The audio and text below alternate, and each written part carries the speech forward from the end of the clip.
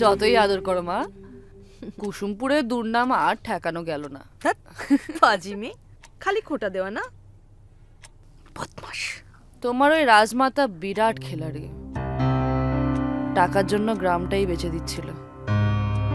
অবশ্যই পালের গোদা অন্য কেউ, তাও একটা ধোঁয়াশা এখনো কাটছে না মা। সোনার ডিম পাড়ার হাঁসকে কেন কেউ খুন করবে? রহস্যের গন্ধ। তাহলে কি খুনটা অন্য কেউ করেছে?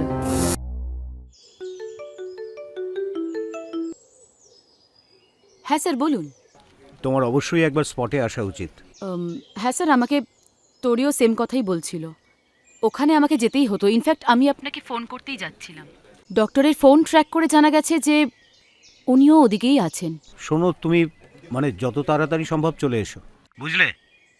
আমার মনে হচ্ছে তুমি এলেই একটা কিনারা কিছু হয়ে যাবে। হ্যাঁ স্যার, আমি আসছি।